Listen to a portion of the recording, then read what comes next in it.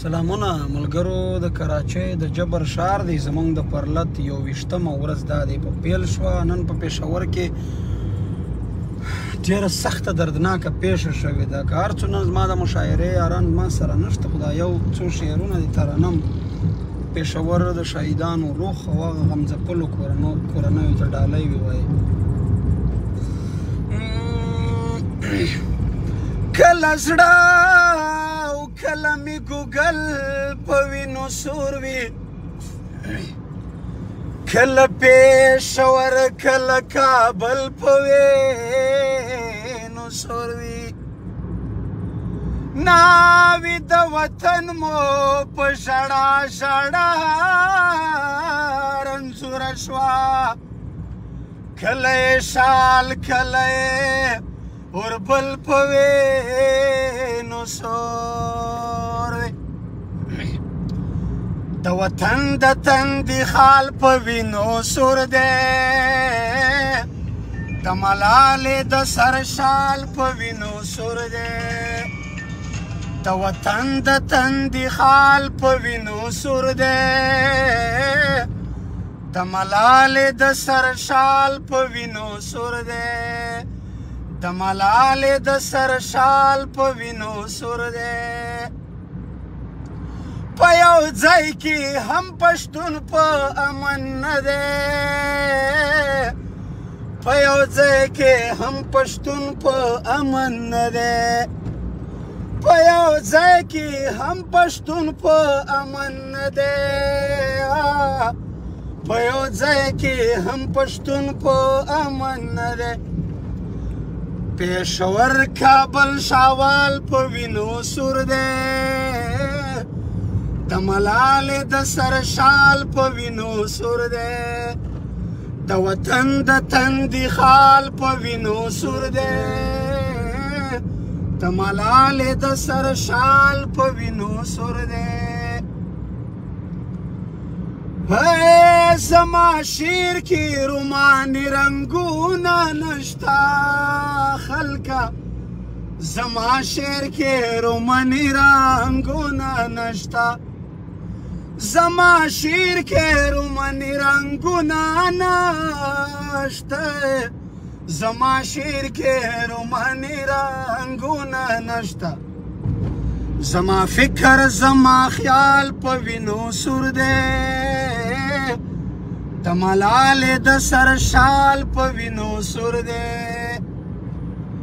د وطن د تندي خال په وینو سور دی د ملالې د سر شال په وینو سور دی دا د لرو د برحال دی ګیله منای دا د لرو د برحال دی ګیله منا دا د لرو د برحال دی ګیله منا یارا دا د لرو د برحال دی ګیله من هر دشت هر دیوال په وینو سور دی د ملالې د سر شال په وینو سور دی د وطن د تندي خال په وینو سور دی خدایا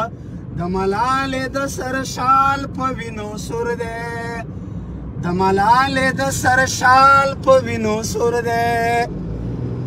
زما ټولو پښتنو ته دا خواست دی چې هر چیرته میشتې زما غږ اوري زمونږ دا د 21مه ورځ په پیل ده بله ورځ ما په پوسټ هم لیکلی و په تحریر مې هم لیکلی و چې دا سټایلونه پوزیشنونه ښه ژوند د خپلو خویندو میندو تر څنګ د خپلو اولادونو سره دا ماډرنیزم دا ګاډي او دا کاروبار دا پیسې ګټل موږ ته هم خوند راکوي خو د وطن هغه کونډې بورې یتیمان هغه کنډر وطن او هغه د غلامۍ ژوند چې پر چیک پوسټ به د سترګې ټیټې نیولې وي په خپل وطن کې آزاد نشي ګرځېدلی د هغه خویندو میندو چې د سوات یو خورکۍ د هغه وایي چې د یوسف علیه السلام غم دی د خپل میړه په لیدو بسې مې سترګې راوځي د هغې برکا په اوښکو لمده ده او دا په پېښور کې نن چې د وینې ویلې روانې وې. دغو حالاتو دې ته مجبور کړي یو چې په دې د جبر ښار کې په دې نیمو شپو پر سړکو ناست یو، خپل کام د وطن د باقا په خاطر راوتلی. نو له تاسو مو خواست دی چې په دې وطن ډېر سخت بل رنګ جنګ را روان دی، دا ماحول دې طرف ته ځي، په دې وطن بل نوی جنګ را تپل کېږي. نو له پښتنو مو خواست دی چې د پښتون ژغورنې غورځنګ سره ملګري شئ، دغه غږ په مخ در سره بدرګه کړئ او د دې بیانیې ملتیا وکړئ تر څو چې د زمونږ ګران ملګری عزیز احمد علي روان شو د کوټې پر خوا نه، اوس به په سفر کې وي که نه څومره عزیز خو مه یې ښایه خلکو ته چې د مشاعرې ملګري مې نن هغه لاړو مشاعرې ملګري د کوټې پر خوا لاړو. راووتو د روټۍ دغه دپاره چې دلته د ملګري سره روټۍ وخورو، د پرلت د ځای نه راوتلي یو. نو اوس بېرته دا دی بیا د پرلت ځای پرلت ډګر ته روان یو. خدای دې نه خواري یو خو وایه عزیز ښایي چې د عزیز شعر وایه ګلاب ګلاب بهار بهار دی، خدای دې نه خواروي، ما نازولی دی زما یار دی، خدای دې نه خواروي. او د دې خدایانو مخ ته یې وویل په جار ان الحق منظور سپېڅلی ګناهګار دی، خدای دې نه خواروي. نو ډېره زیاته مننه ملګرو، والله بالله چې د پېښور غمیزه مو لیدلې ده، ذهني یې ډسټرب کړي یو. نو بس ځکه راغلو در سره په دې وطن کې د شیعه سني د فلاني او د فلاني په نوم دا جنګونه موږ ډېر ځپلي یو. نور په هېڅ صورت دې ته تیار نه یو چې د سټیټ دا پالیسۍ په موږ اپلای شي چې موږ د شیعه سني د فلاني په نوم سره وجنګوي. نو ډېره مننه، خدای مو خوشحال لره چې موږ مو واورېدلو او برداشت وکړو. خدای په امان. دا بټن